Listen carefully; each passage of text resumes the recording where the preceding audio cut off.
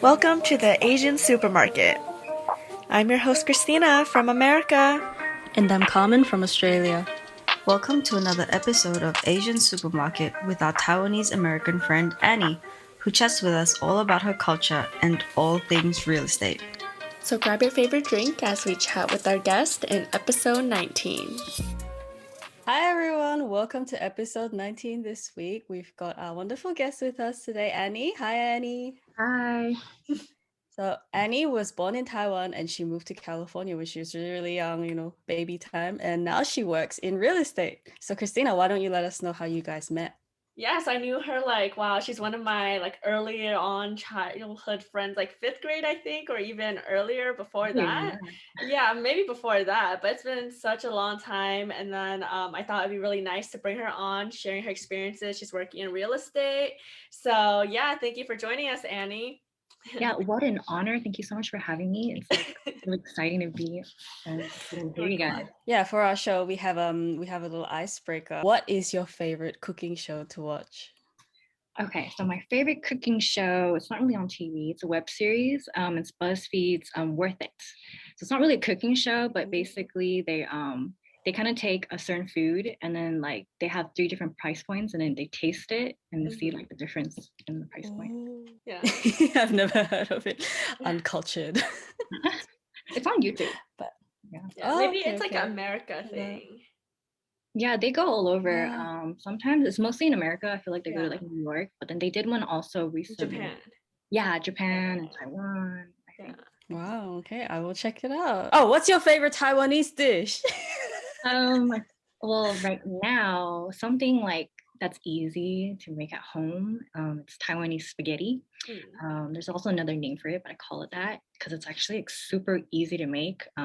You probably had it before. It's with ground pork, but I like to put ground beef in it and then add in some chopped bamboo shoots and zucchini. And then of course, the signature is the 5-spice powder thing. And then other seasonings like soy sauce, sugar, stuff like that. Is it the noodles are actually spaghetti noodles, right? Yeah, I feel it feels like it's Asian fettuccine, a little bit thinner. But yeah, but sometimes when I'm making regular American spaghetti or regular spaghetti, I actually use Taiwanese style because it tastes the same to me. Yeah. It sounds different though, it doesn't have the tomato sauce that normal spaghetti has. I think the main difference would be the seasoning. Wait, do you guys know what 卤肉饭 is? Yeah, I think so. It's like 卤肉面. Yeah, literally. Yeah, it's literally that. And so we have a fun fact about Taiwan. Actually, apparently, when they take out the trash, there is a tune playing, and it's Beethoven. Is that correct? Let's fact check this. Yeah, it is. Usually, in America, you hear the ice cream truck. When you hear music, you think it's ice cream. Yeah. But over there, it's garbage, man. Oh, so the truck actually plays the Beethoven song when it's collecting. Or at least. So curious, is there any fun facts about yourself? Well, fun fact about me, during COVID, like many other people, I probably picked up a lot of hobbies, but one that actually stuck with me was taking care of plants. I had 0 green thumb, killed everything, and then now I have 12 healthy plants that have flowers on them.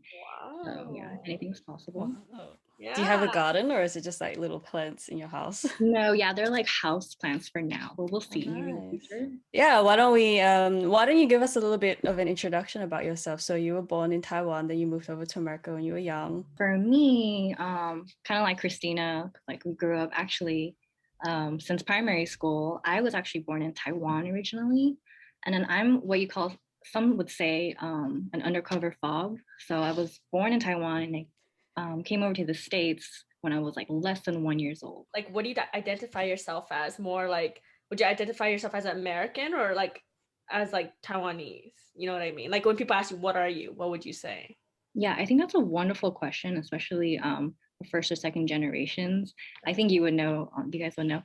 But for me, I feel when I'm at home, I can easily be the Asian side, the Taiwanese side, the stuff that we eat at home. But when I'm out and about, at school, then the American side kind of comes out.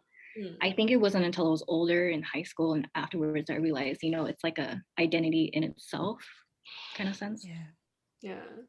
For sure, for sure. Do you find that you gravitate more towards like Western culture or like Eastern culture? Do you visit Taiwan often? Like, do you find it hard to kind of incorporate both things in your life? Yeah, so recently, well now like close to 3 years ago, I kind of did a like self-discovery like motherland trip. Like I did a solo trip and I went back to actually Taiwan Wow. with like an idea of thinking like, okay, like I want to learn more about the culture and of course seeing like extended family. And that's when I realized when I was over there, like I don't fit in. How so? People like would think like they can see that I'm not like a Taiwanese person. Like they think either I'm mixed or I'm from somewhere else, even though I think because I also have an accent when I speak Mandarin and I don't speak Taiwanese. So I remember one time I was on the train. High-speed rail. MRT? Yeah, the high-speed rail trains. And then I remember I was on it just kind of because like Taiwan has really beautiful mountains. And then I had this like old elderly man who wanted to like, there's an empty seat and he was talking to me and I just like didn't understand him because I think he was speaking Taiwanese. And then I was like in Mandarin, like broken Mandarin, like, oh, I don't understand. He was like, what? You don't understand me? And I'm like, I should probably just speak English or. Yeah, it's kind of a struggle going back, and then it's like everyone thinks that you look the same, so you must be the same, but then actually it's like, oh, actually no, I'm not. Like, I'm like, especially when there's like dialects involved as well, because it's I don't know, like Taiwanese. Like, did your parents ever make an effort to kind of speak it to you when you were younger? Like, did you grow up with a lot of influence from them, or? Well, not really. Like for me, not only Taiwanese, I'm actually Hakka.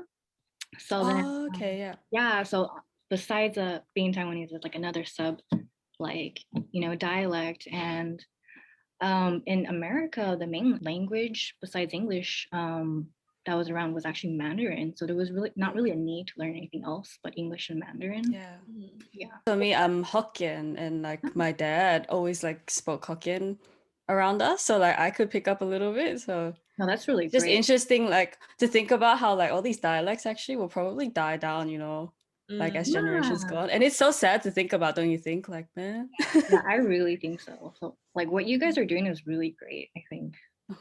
Thank you. Trying our best to promote the culture. Yeah. Is there any cool Hakka culture? Like, because actually we haven't had a guest that's like Hakka, right? So is there any like thing unique that you can share about the Hakka? Do you even call Hakka culture or like how do you say? I guess it's called Hakka. Yeah. I think one thing that I kind of learned just like living into it, Hakka culture is very resilient.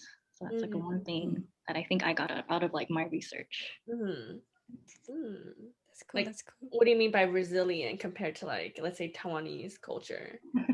Well, I think like Asian history is very like complex and very there's a lot like in America that we really don't learn about. Like I feel like in our history textbooks it's just like a paragraph about this and that.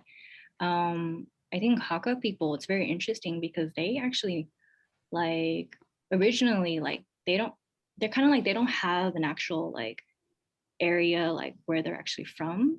So that's why there's a lot of Hakka people like all over, mainland China, Taiwan, even like I think Indonesia or Malaysia, correct me if I'm wrong, like all over basically. And then just being able to adapt to the new environment and Oh, that's interesting. So were you in the health field previously before real estate? I was. So I I was one Talk of those about it. I was one of those big transitions where people are like, oh, whoa, real estate.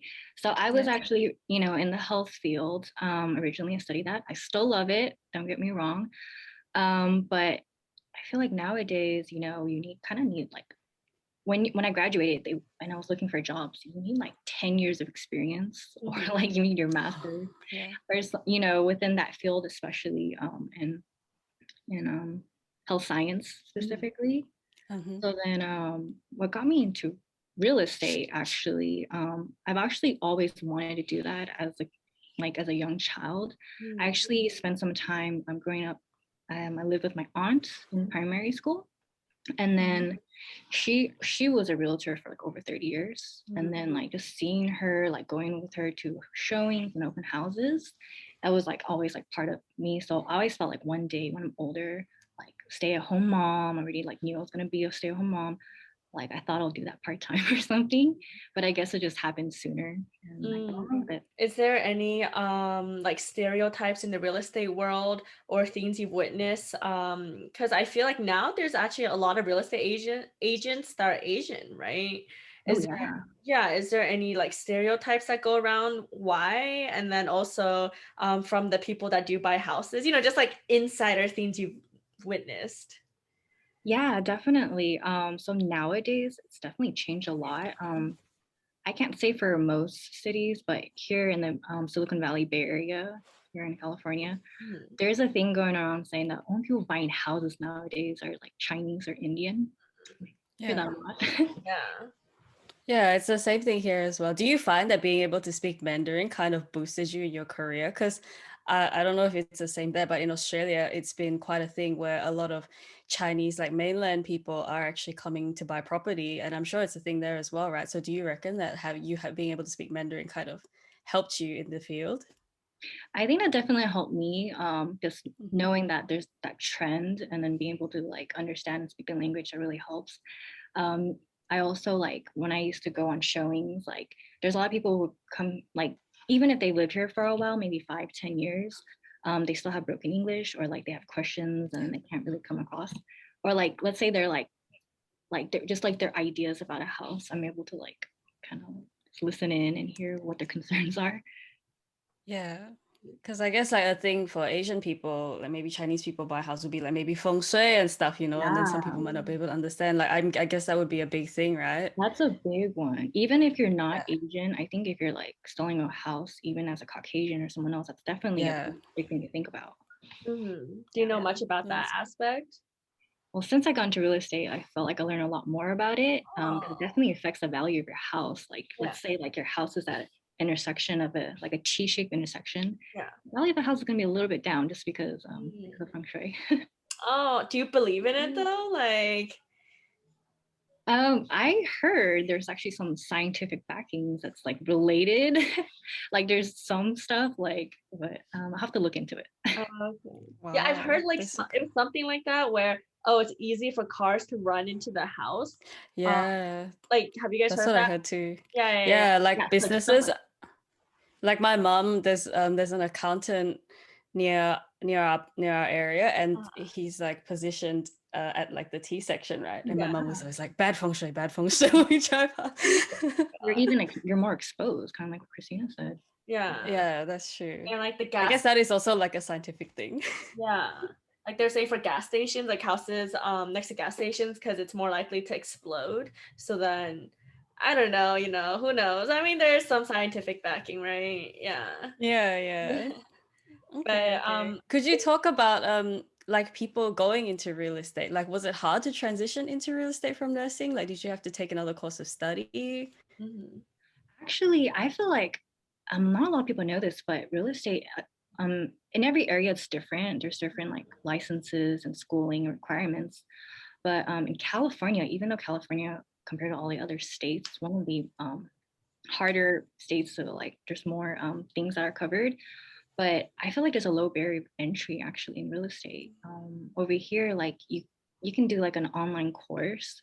It's like 3 college level courses for a real estate salesperson, which is like the first license that you get. And then like once you in, there's like especially like when you enter in and then you kind of join a team and then you're with people who have like a lot of experience and you kind of joining together and you learn from each other. It's like pretty good. Oh, so how long did the whole process take you for those? Because like for me, I'm personally interested in real estate. I wanted to get like a side licensing. Yeah. So like, can you share like how long it took? Any useful, like did you self-study or books online, stuff like that? Yeah, a lot of people who like don't even work in the real estate field, they just do it as a hobby, like investing. They definitely do this. So I definitely recommend. I actually, as a side note, I think majority of the top agents in my area, they're on average a lot older. So I feel like there's definitely room for like younger people, and especially in real estate tech, that's a good area. But yeah, it was. So take some general courses. They're like just like real estate, like introducing it, and then like it's called real estate practice and real estate principles, just learning about it. Some like general like classes about it. And then you also get to have an elective and you can choose anything from like administration, escrow, like real estate law, real estate business, things like that. And after that, in California, you actually have to do like fingerprinting because you're when you get licenses for the state of your state. So in the state of California, there's a whole exam process to that. And then that's about it. Once you pass, then you're licensed. So And it's then like about a year process, you would say? I think for me, on average, it would take less than 6 months, I would say, because a lot of it you're kind of waiting for the state to process your application too, because you can't apply until you finish your courses. Cool. Do you have any tips about real estate, or maybe some advice for people maybe around our age, like 20s, 30s, how to get started in, maybe investing in real estate or how to approach real estate? Yeah, definitely. So I think the number one mantra that you guys might have heard before, it's location, location, location. So that's a big one on like finding out about the home value, the value of the house. Just knowing like what schools are around, like any like libraries, parks, things like that that people like generally care about and like in a neighborhood. And then another one is actually the zoning, like just like depending on where you're from, there's different zoning laws, different communities have different, and just knowing like what can be built in your specific neighborhood, because that can change a lot based on like let's say like commercial buildings are around or like what Christina said, like a gas station, things like that, or if it's like solely like an airport or something. Yeah. Yeah. Okay. Is there any other tips? Because I remember we chatted before, you talked about specific seasons, right? Where prices are higher or lower. I think it was like spring or winter or something like that. Yeah, spring is definitely the hot season. Mhm. That's the best time to buy because most people are actively searching, and then as a result, people are selling during that time. A lot of times, the slower season would be like holidays, so during December time, because people are on vacation, as well as like summertime, like August. That's generally slower. So even though there won't be more houses on the market, but you might get a good deal around that time. Definitely for someone that's looking to purchase a home, definitely work with someone that's like knowledgeable in a specific neighborhood, because like neighborhoods can vary tremendously. Like one street can be like very different, again, based on zoning or just the city like laws. And then you're literally the same street, but it becomes another city. It becomes like more rural because like maybe they're trying to keep the aesthetics of the rural like neighborhood vibe kind of thing.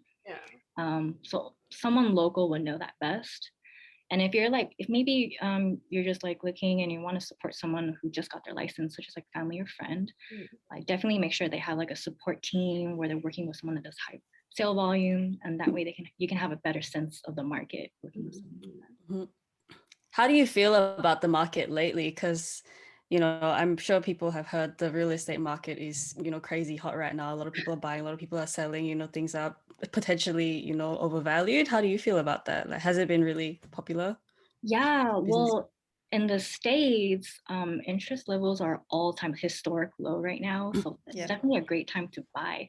But at the same time, even though like people are definitely selling, moving away from major cities because people can work remotely now, houses are still selling for way over the asking price. Not slowing down, hasn't been. COVID did not stop any of that in our area at least. Yeah. How do you matter then, right? Like even though interest rates, everything are low, the prices still high. Like eventually everything equals out in a sense, right? Well, it's actually like because inventory is really low in this area, it's actually better to buy now because interest levels will only keep going up and then inventory is not going to go up. So like that's the recommendation people Fun fact for our viewers is hurry and buy some houses here. Really? So even though the market is like a bit overvalued, quite overvalued at the moment, people are still being like, you would still recommend to purchase now. It's a good time to buy. I think it's just going to keep going up. Oh, okay. That's they keep saying like, oh yeah, wait, 1 or 2 years it's gonna drop, but you don't see that happening, right? No, not in this area at least, on Silicon Valley. Okay. Oh boy. Is there any like like let's talk investment property wise. Like, is there a lot of people buy for investment? Obviously, is there any like tips or strategies that you can share with us in that area? Sure. Something that's come up more recent. It's actually something I'm really interested in. It's there's two things. One's house hacking, and the second one is house flipping. Mm-hmm. And those of you who don't know what house hacking is, it's really common, I feel like, in the Asian community growing up. I never knew there was a name to it, but it's just basically where you purchase a house and you literally renting out the rooms. And I think that's become more mainstream now. And it's really great, I feel like, for especially like students or international students or students are not from the area, from out of state or something. And then especially when they're like going to even just regular university or they go to commuter school like I did, people still need a place to live. They want to be close to their school and place of work. And just housing, like when you're in that stage of life, like you just want to be close. So yeah, like that's a really cool thing to like. I think it's very interesting and it's like a win-win. And then the second one is house flipping. And then what that is you purchase a house and keep in mind, you think about location still, but you're looking at places that like they could appreciate in the future. They could be like development in the future. So you want to take a house, maybe it's a little run down, and then you try to get a good deal out of it. Maybe it's a plot of land, and it depends on where you're from. Sometimes some places the land value costs actually more than building the actual house.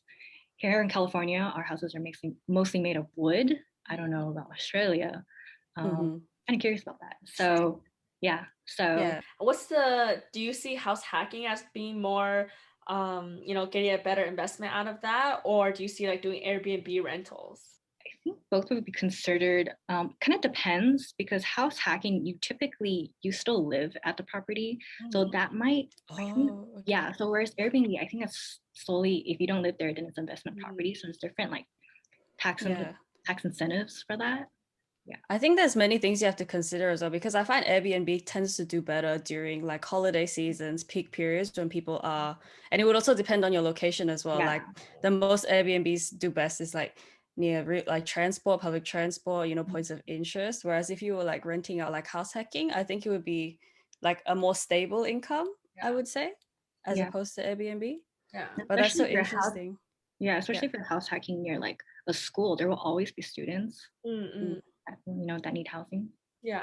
No, I mean, I had a good time hearing about, property, real estate. I have an interest in this area too. And, my parents kind of passed that down. So yeah, it's great to hear about the different strategies here about the market. Thank you so much for, sharing your time with us. Yeah. I had so much fun. Thanks for having me.